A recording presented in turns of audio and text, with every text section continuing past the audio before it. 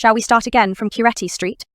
The Curetes Street, known in ancient times as Embolos, is a road that crosses the valley between two areas of Ephesus. This road, which was once known as the Processional Way, extends in a unique direction, not following the orthogonal road network of the Hellenistic Roman city. A main road with a total length of 210 meters, it was adorned with magnificent colonnades and marble paving during the early Roman Empire. Beneath the road, which is 6.8 meters to 10 meters wide, there were sewer pipes flowing. Behind the colonnades there were rows of shops tabernae, with a depth of 3.5 meters to 4.5 meters, where merchants, craftsmen and innkeepers offered goods and services. In front of each pillar on the street, there were pedestals engraved with inscriptions that supported marble or bronze sculptures.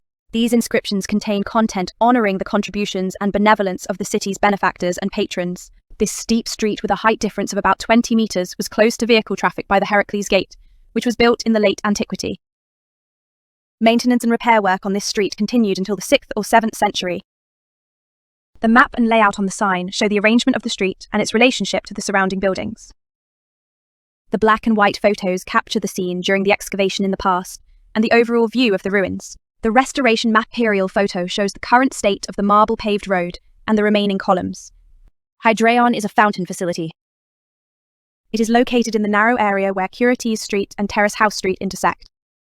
There is an elongated rectangular-shaped pool, and behind it is a semicircular niche where statues were placed.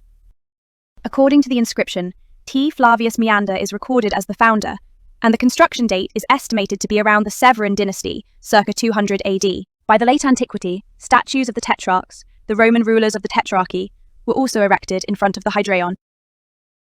Map indicates the exact location of Hydreion within Ephesus.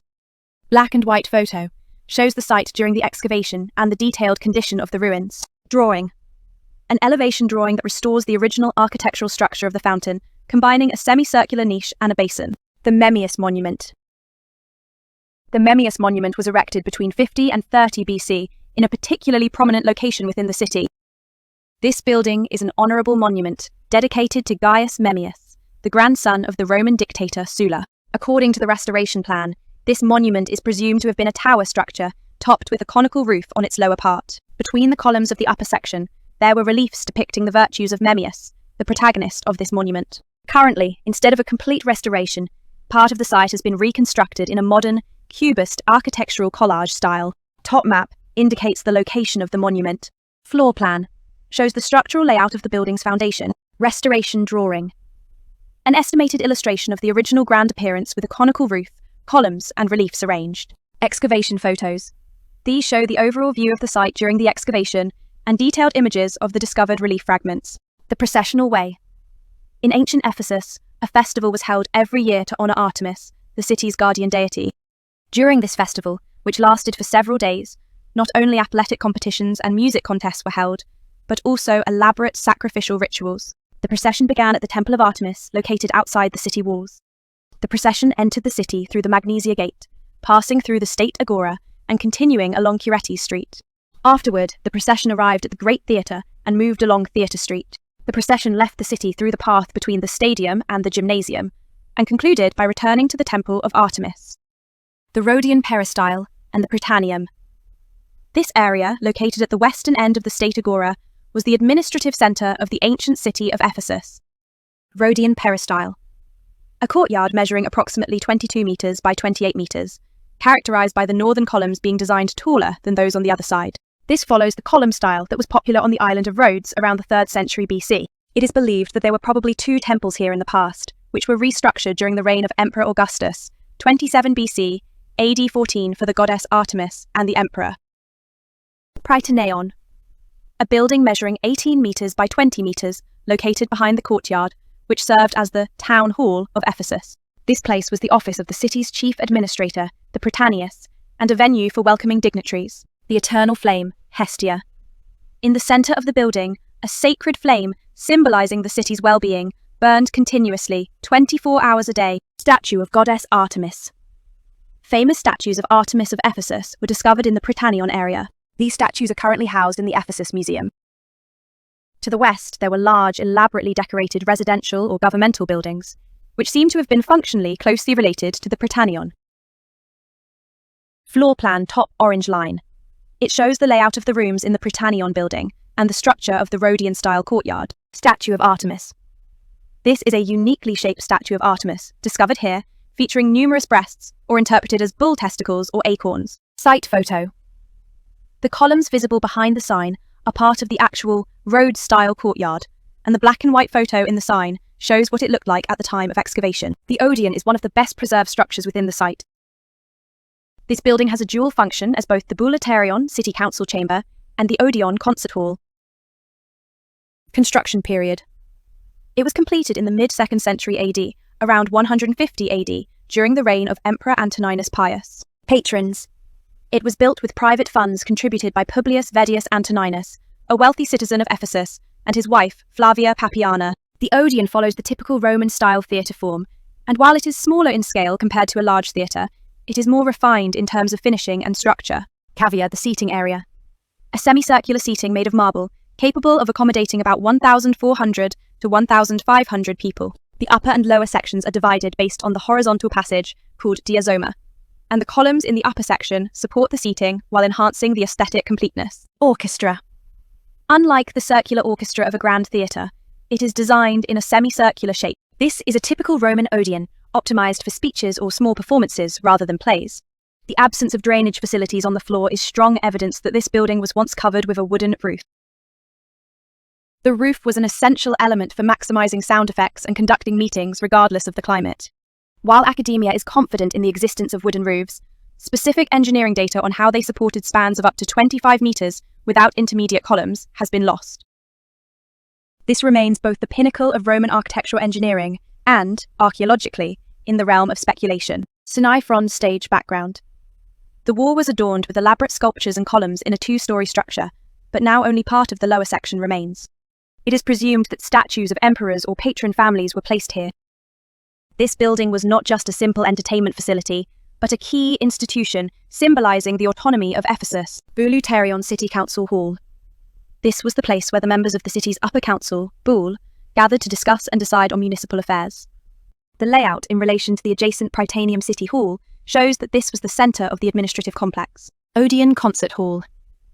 During times when the city council did not meet, it was used as a cultural space for concerts, poetry readings, and rhetoric lectures. While the Grand Theatre focused on popular entertainment such as gladiatorial games, this place was a refined cultural space for the upper class and intellectuals. The upper city, where the Odeon is located, was an area for the elite bureaucratic class, separate from the commercial district of the lower city. This reveals that urban planning during the Roman Empire strictly divided spaces according to social class. The current appearance of the Odeon that we see has been largely restored using the anastylosis technique. In particular, the marble finishes of the seating area and the stairs have many modern reinforcements added for the convenience of tourists. Basilica Stoa. This two-story, three-aisled Basilica Stoa, also known as the Royal Colonnade, was built in AD 11 through the donation of C. Sextilius Pollio. This Ionic-style building was one of the most impressive structures in the city at the time and could be accessed via 4 steps. There were 67 columns erected at the front. The width of the side aisles was 4.72 meters each, while the width of the central aisle reached 6.85 meters. It was primarily used as a public space for commercial transactions or legal activities. At the eastern end, there was a massive commemorative statue of Emperor Augustus and his wife Livia seated on a pedestal. These statues are currently displayed in the Ephesus Museum. Top map indicates the location of the Basilica Stoa, adjacent to the north of State Agora. Point 11. Floor plan provides a detailed view of the building's layout, divided into 3 long corridors. Black and white and colour photos compare the appearance at the time of excavation with the current view of the ruins from the southwest. Bullhead Capital. This is a detailed photo of the unique bullhead decorative capital found in this building. It is a characteristic element of the architectural style of this region. Baths at the State Agora. This Roman-style bath facility is believed to have been built on the site of an earlier gymnasium from the Hellenistic period. The bathing rooms located in the north were partially created by carving out natural rock. Caldarium Hot Bathroom. Located in the western area, it had 7 niches equipped with bathtubs inside. Rest and lobby area. Rooms with mosaic floors were connected to the west and south, serving as a lounge or lobby for visitors. Palaestra. Gymnasium. It seems that there was an open courtyard for physical and mental training in the southern area that has not yet been excavated. Floor plan. It shows the design of the bathhouse interior, which consists of complex waterways and rooms. Black and white excavation photos. These are images of the site from past excavations. The photo on the bottom right shows the remaining columns of the hypocaust, a feature of Roman baths. The panoramic photo shows the arch-shaped structures and exterior that remain at the site today. National Agora. The State Agora. This area was established around the 1st century BC between two mountain ranges. By the early 1st century, it had an area measuring 160 meters by 58 meters. Three sides of the square were surrounded by colonnades. The western side was finished with an ashlar wall made of dressed stones, and numerous personal monuments were erected against this wall. At least from the time of Emperor Augustus, 27 BC, AD 14, it served as the political centre of the city along with the surrounding buildings. There are two agoras in Ephesus. While the commercial agora, Lower Agora, near the harbour, was a vibrant economic space for ordinary citizens and merchants, this State Agora was a strictly administrative space for bureaucrats and elites. The proximity of the Odeon, the council house, the Prytanion, the city hall, and the Basilica Stoa demonstrates that this place was the core of power for the upper echelons of the city. The layering of Roman architectural styles, from the Augustan period over the remnants of the Hellenistic era, starkly illustrates how Ephesus was politically restructured as the capital of the Asian provinces of the Roman Empire. In particular, the numerous monuments erected on the Western Wall suggest that public spaces were utilized as platforms for political propaganda by the powerful. Currently, the National Agora that can be seen at the archaeological site has only a few large columns remaining, making it difficult to feel the grandeur of a majestic enclosed square like that depicted in the restoration signs. In particular, the excavation and maintenance of the southern area are relatively lacking compared to the northern area near the Odeon, requiring considerable archaeological imagination for visitors to fully grasp the overall scale. Mapit is marked as location 4 at the upper part of the archaeological site. Central Restoration View.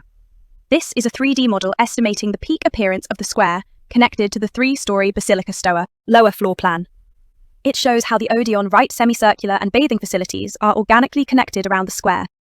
This is a view looking down from the upper city towards the lower city along the core axis of the Ephesus ruins, Curetes Street. The composition of this photo vividly illustrates the hierarchical structure of the city of Ephesus. The Library of Celsus, visible at the end of the street, serves as a visual landmark symbolizing the cultural pride of this city. The point where the photo was taken is the administrative center, the National Agora, Odeon. The road extending towards the lower commercial agora and the harbour here was a corridor of power that shows how politics is connected to the economy. The flat lowland visible in the distance used to be the sea that connected to the port of Ephesus in the past. As the sediment of the Caister River accumulated, the coastline was pushed back, and now the sea is several kilometres away. The fundamental reason why Ephesus ultimately fell and became a ruin is captured in the background of this photo. It shows that no matter how splendid the marble streets the Street of Curetes were maintained, the city inevitably lost its functionality in the face of natural changes that blocked the harbour, the lifeline of the economy. Looking at the hills on both sides of the photo, there are still many areas covered with soil and grass. This means that only 20 to 30% of the entire site has been excavated. The completed form of the street that we see is merely a cross-section, selectively restored by archaeologists, while the surrounding living remains are still buried or left in ruins. The Temple of Domitian. This temple and altar were built for the imperial cult and were dedicated to Emperor Domitian. However, after his death, a damnatio memoriae was decreed, erasing his name from all public records, and this temple was redesignated as dedicated to the entire Flavian family, rather than the emperor personally. It was built on a 6-tier substructure, measuring 24 meters by 34 meters, with a structure arranged with 8 by 13 columns. Built on a terrace supported by massive buttresses, it was designed to stand out visually from anywhere in the city. After Christianity was recognized and expanded its influence, the temple was thoroughly dismantled down to its foundation. Today, it is in such a destroyed state that hardly any form can be found. This temple is a symbolic asset that allowed Ephesus to gain the honorable status of Neocorus temple-protecting city in the province of Asia. However, the erasure of records due to the tyranny of Domitian immediately distorted the identity of the cultural heritage. The destruction of the massive statue of the emperor, shown in the lower right photo, that was erected in front of the temple, leaving only the head, is a stark example of how changes in political power can have a devastating impact on the vitality and historical value of a building. The introduction of a large-scale retaining wall system to overcome the sloped valley terrain and establish terraces demonstrates the essence of Roman civil engineering. This is a clever design that secures usable space in the upper city while maximizing the authority of the temple. However, these massive artificial structures placed excessive load on the terrain, and the enormous amount of stone left after the temple's destruction became a source for the materials of later buildings, such as city walls and churches, making the preservation of the site's original form even more difficult. Floor plan shows the basic structure and the arrangement of the columns. Restoration perspective. An illustration estimating the peak appearance of the temple towering above the high terrace. Statue A. Colossal head of Emperor Domitian. Currently housed in the Ephesus Museum Hydreion, the Water Palace, this monumental fountain structure was built with the donation of Gaius Bassus, who was the governor of the Roman province around 80 AD. It is located at the intersection of two major roads, serving as a scenic focal point of the city. It was designed around a massive rectangular basin that measures 105 square meters. Three sides of the pool were surrounded by a magnificent edicula, a wall decoration in the shape of a small shrine exterior wall, rising 2 to 3 stories high. On the remaining side, a low basin for drawing water was placed. Designed to allow water to flow between the diverse architectural styles and sculptures, it was a fountain that showcased both visual splendor and the dynamism of water. Floor plan shows the layout of the tank and the arrangement of the walls. Restoration, elevation. A drawing estimating the front view of a magnificent fountain on the 3rd floor. Artifact photo. Fragments of a Corinthian column capital and statue found at the site. The Inscriptions Museum is located in the arched underground structure of the Temple of Domitian. Over 3,000 complete or damaged inscriptions are preserved. Among the preserved artifacts, about 60 key specimens with particularly high educational value have been selected for exhibition. Types of major inscriptions. Death sentence for blasphemers. Records of citizenship grants during the Hellenistic period. Letters from Roman emperors. Honorary inscriptions for the royal family and urban nobility. Tombstones recording the life of the deceased. Letters from emperors and records of citizenship grants empirically demonstrate the governing methods of the provinces in the Roman Empire and the social hierarchy. The death sentence for blasphemers illustrates the religious solemnity and law enforcement of the time, suggesting a social fear and discipline that is difficult to grasp through literature alone. The signboard features 4 types of stone tablet photos, each with different shapes and fonts. This shows the evolution from the dense Greek fonts of the Hellenistic period to the neat Latin fonts of the Roman era. We will conclude our visit to the ancient city of Ephesus here. Thank you all for being with us.